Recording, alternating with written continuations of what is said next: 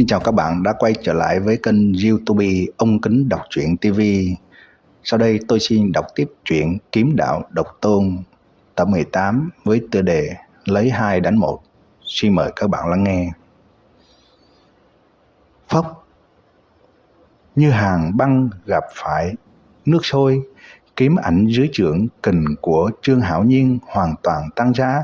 Thấy bàn tay đối phương lại ấn lên ngực hắn, Diệp Trần quát lớn một tiếng giận dữ, tay trái nắm quyền sẵn sàng tiếp chiêu.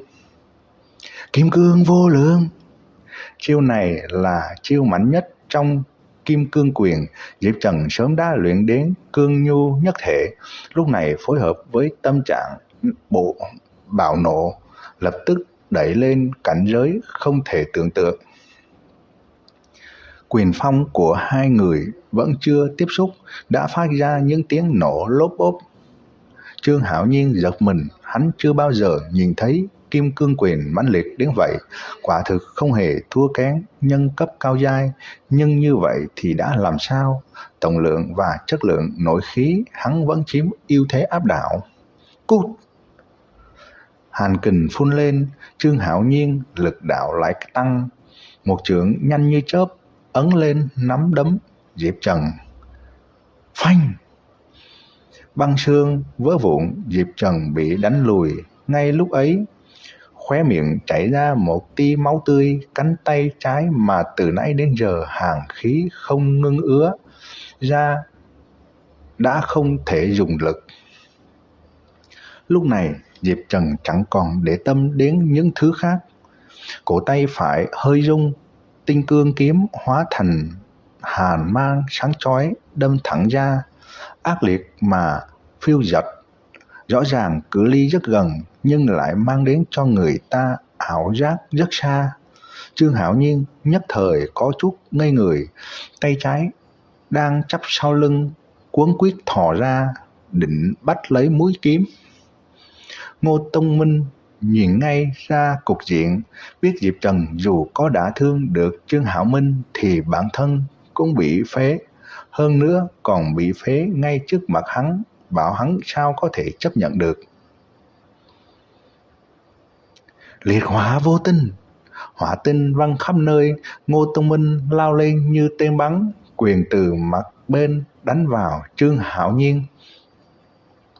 Đối diện với đòn công kích của cả hai người, Trương Hạo Nhiên không thể tỏ ra ung dung được nữa, hai tay lập tức thu lại, ống tay áo rũ xuống, thân ảnh như thu lại chỉ còn một tấc, chớp mắt đã thoát khỏi vòng bao vây của hai người. Võ kỹ nhân cấp cao giai Thốn Du Bộ. Ngô Tông Minh không có hy vọng có thể đánh trúng Trương Hạo Nhiên, nhưng thực lực đối phương thực sự khiến hắn phải kiêng nể. Lăng Vân Công tu luyện tới tầng thứ 5, Lưu Vân Tam Điệp Kình đại thành, Hàng Tầm Trượng đại thành, bây giờ lại thêm một môn bộ pháp võ kỹ Thốn Du Bộ nữa, đúng là không biết hắn còn ẩn giấu những võ kỹ lợi hại gì nữa. Vị huynh đệ này, người tên gì? Ngô Tông Minh hít một hơi thật sâu, quay đầu nhìn Diệp Trần hỏi.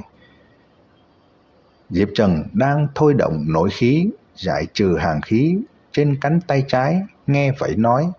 Diệp Trần, tên của ta chắc người cũng biết, không cần phải nói nhiều nữa, quyền pháp và kiếm pháp của ngươi lợi hại đấy, suýt chút nữa làm ta nhìn lầm.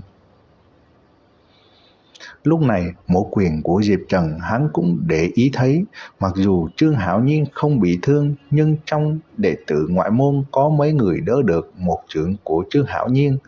Huống hồ Diệp Trần mới chỉ là luyện khí cảnh tầng thứ 6 tu vi. Đệ huynh đệ chê cười rồi. Diệp Trần ngữ khí bình thản nhưng trong lòng có vẻ lo lắng. Hàn khí Hàng Tầm Trượng như rời trong xương, làm thế nào cũng không giải trừ hết được. Đến lúc này Diệp Trần mới có chút hối hận. Nếu như tu luyện một môn công pháp nhân cấp trung giai thì tốt.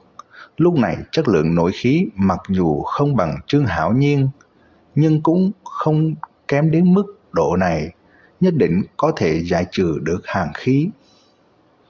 Đương nhiên, cũng không thể trách Diệp Trần, công pháp nhân cấp trung giai giá trị tương đương võ kỹ nhân cấp cao giai.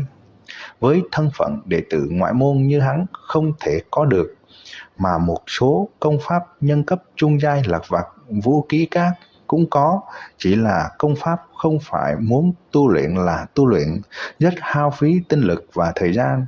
Sau này chuyển sang tu luyện công pháp khác lại mất một khoảng thời gian nhất định luyện hóa về nội khí ban đầu. Cho nên Diệp Trần dự định lựa vào trận đấu thí luyện Mộc Nhân Cảnh kiếm một môn công pháp tốt, ai ngờ gặp phải tình huống này. Ngô Tông Minh, người muốn chết. Bị hai người liên thủ ép lùi, Trương Hạo Nhiên mặt lúc đỏ lúc trắng, cuối cùng tím ngắt một màu, âm trầm đáng sợ. Ngô Tông Minh lạnh giọng, người không có tư cách nói những lời đó. Tốt lắm, hôm nay hai người đừng hòng rời khỏi đây, băng tuyết càn khôn. 10 tầng nội khí bốc lên, ánh sáng màu trắng lóe lên trên người Trương Hạo Minh, rồi biến mất. Đó là dấu hiệu Lăng Vân Công thôi động đến cực hạn. Có thể thấy hắn đã tức giận thực sự, bắt đầu trở nên liều lĩnh. Chỉ thấy Trương Hạo Nhiên hai tay vẽ nửa vòng tròn, hàn phong thê lương hội tụ thành một khối, xoay chuyển không ngừng, gào rít lao về phía hai người. Vù vù vù vù, hàng phong gào thét xoáy tít như vòi rồng, mặt đất bị từng tầng hàng sương bao phủ, nhanh chóng lan tràn. Ngô Tông Minh giật mình, từ uy thế một quyền không khó nhìn ra, Trương Hạo Nhiên chỉ còn cách ngưng chân cảnh, chuyển nội khí thành chân khí một bước cuối cùng nữa thôi.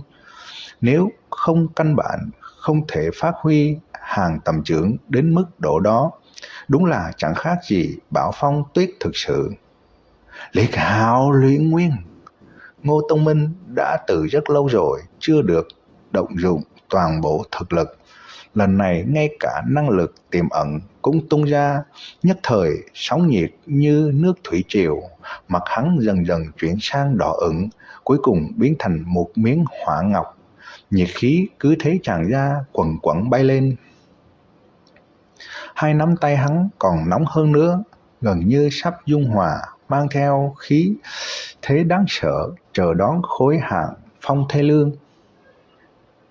Đại địa đang run rẩy, vách tường bị khí kình rung cho giòn xốp, từng miếng rơi ra, ầm một tiếng. Trương Hạo Nhiên và Ngô Tông Minh cùng thối lui, nhưng Trương Hạo Nhiên chỉ lùi 3 bước, còn Ngô Tông Minh lùi 4 bước. Đúng lúc này, một luồng kiếm quang đáng sợ đột nhiên xuất hiện, đâm thẳng vào cánh tay Trương Hạo Nhiên, như kinh hồng phiêu vũ, vô thanh vô tức. Muốn chết! Trương Hạo Nhiên còn chưa kịp nâng khí, đã thấy Trần Diệp xuất kiếm. Trong lúc bạo nộ, bất chấp thân thể đang phải chịu đựng quá nhiều, cố nâng nội khí, một quyền lăng không đánh ra. Tinh cương kiếm dưới tác dụng của đại khí kình uốn lượn như cung, không thể tiến thêm, khiến cho Diệp Trần càng hiểu rõ thêm về thực lực Trương Hạo Nhiên. Trương Hạo Nhiên, nhận một quyền của ta! Ngô Tông Minh hình như quên mất sự thật, lấy đông hiếp yếu, chân dậm mạnh, thân hình lao thẳng về phía Trương Hạo Nhiên.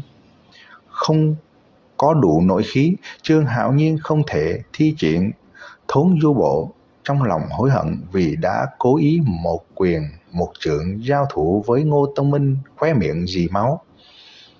Là các ngươi ép ta! Mượn quyền kình trong đòn tấn công của đối phương, Trương Hạo Nhiên khoa trương lùi liền 10 bước, giơ tay quẹt máu trên miệng nói.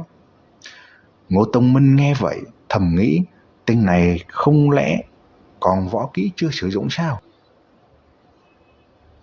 Diệp Trần cũng nhíu mày, hắn không thể không thừa nhận Trương Hạo Nhiên là thiên tài duy nhất khiến hắn bội phục.